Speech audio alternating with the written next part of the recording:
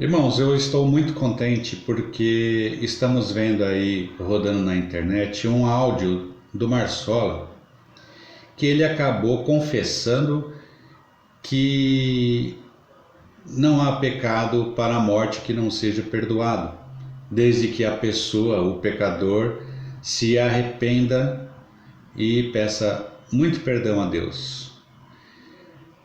E foi bom porque era muita batalha, muita oração para Deus mostrar o que estava em oculto no ministério da CCB.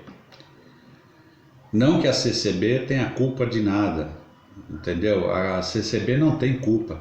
Quem tem culpa são eles do ministério, que estão guiando por falsas doutrinas a nossa irmandade.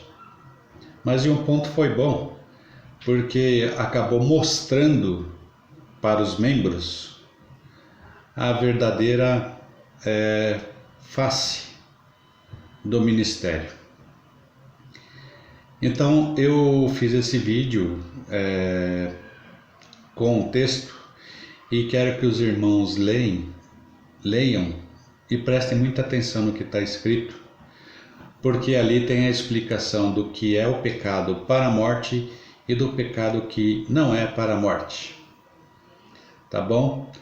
Aos meus inscritos eu peço que compartilhe esse vídeo, né, com as pessoas que você conhece e peço que se inscrevam no meu canal e curtem esse vídeo e ativem o sininho para receberem as minhas notificações. Tá bom? Então espero que vocês leiam e entendam o que eu quis passar para vocês. Então vamos lá.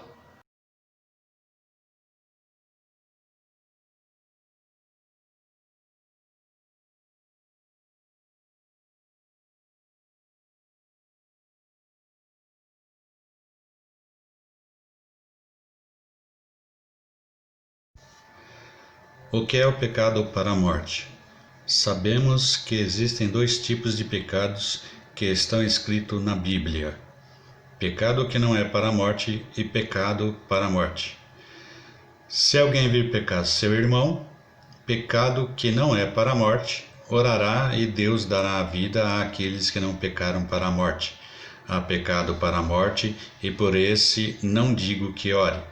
Toda iniquidade é pecado e há pecado que não é para a morte. 1 João capítulo 5, versículo 16 e 17. João está sugerindo que o melhor seria orar por e com o irmão. Esta atividade de oração intercessora é de responsabilidade dos membros do corpo de Cristo de cuidarem um dos outros em amor. Procurar o pecador, adverti-lo do seu erro e principalmente apontar-lhe Jesus Cristo. Esse tipo de ação serve para construir a igreja, totalmente sem fofocas e acusações, cujo resultado é esfacelar da igreja, a destruição da igreja de Jesus Cristo. Aí surge uma pergunta: o que é então pecado para a morte? O João discute dois tipos de pecado: aquele em que há esperança para o pecador e aqueles que não há esperança. Nos casos de pecados para os quais há esperança, a oração pode ser muito eficaz na recuperação.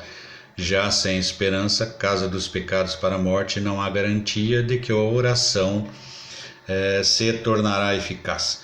Mas é obrigação dos membros orarem pelo pecador. João refere-se a um tipo de pecado. Se ele tivesse em mente um pecado específico capaz de levar alguém à perda da salvação, ele identificado para que todos nós pudéssemos nos desviar e assim ficarmos longe da consequência tão terrível. Mas João não indicou um pecado específico como sendo o pecado para a morte. Ele está falando de um tipo de pecado, uma atitude. Deus vê o pecado com muita seriedade. Vejamos alguns versos bíblicos. Eis que todas as almas são minhas. Como o é a alma do Pai, assim também a alma do Filho é a minha. A alma que pecar, essa morrerá. Ezequiel 18:4. Mas, desviando-se o justo da sua justiça e cometendo a iniquidade, fazendo conforme todas as abominações que faz o ímpio, porventura viverá?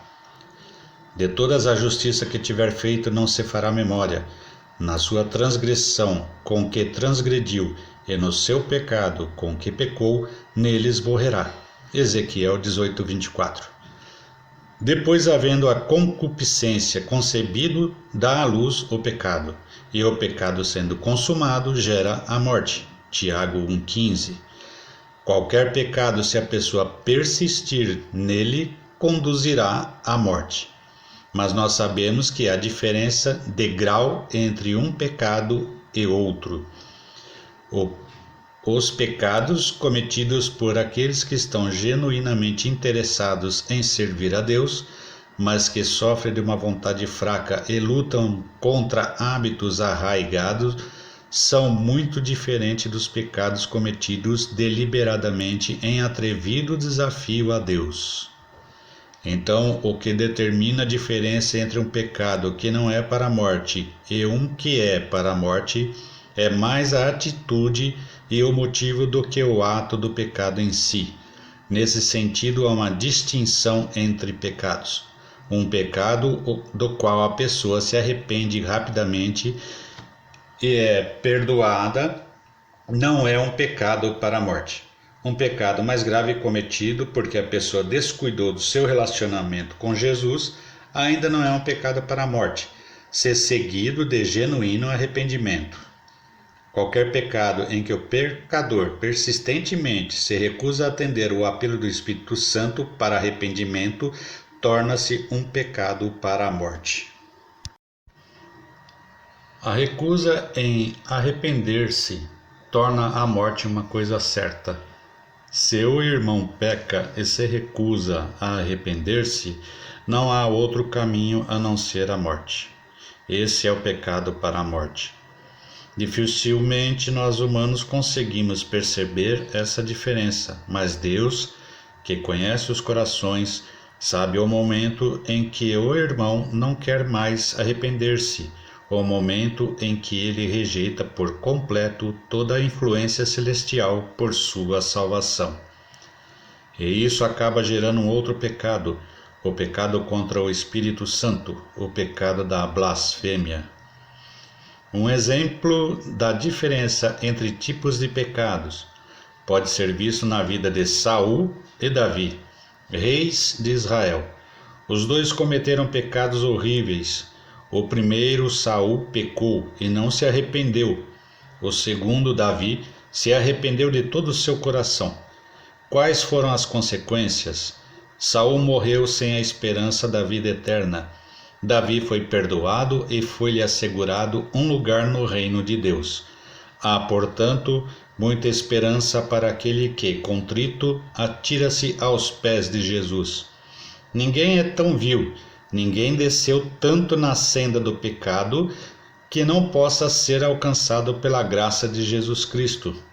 Jesus abriu-nos a porta que conduz ao céu. Ele veio buscar o que estava perdido e jamais desistirá de buscar o pecador. Poderá acontecer que o pecador algum dia desista de Jesus, mas Jesus jamais desiste de nós. Tudo o que o Pai me dá virá a mim, e o que vem de mim, de maneira alguma o lançarei fora. João 6,37. O único pecado que não tem perdão é a blasfêmia, e é aquele em que o pecador quer ou não acredita que possa ser perdoado. Se alguém não quiser o perdão, recusar a salvação, debochar da vida eterna, estará perdido. Perder-se-á, não porque Deus não tenha feito tudo para salvá-lo, mas porque Deus não obriga ninguém a ir para o céu. João não nos ordena orar, nem diz que não deveríamos fazê-lo, mas hesita em dar garantia de resposta às orações para aqueles que deliberadamente se afastaram de Deus. Há diferença entre a oração por nós e a oração em nome de terceiros. Quando a nossa vontade está do lado de Deus, podemos pedir de acordo com a sua vontade e saber que receberemos uma resposta às nossas orações. Mas, quando há uma terceira pessoa em questão, é preciso lembrar que ela também tem vontade.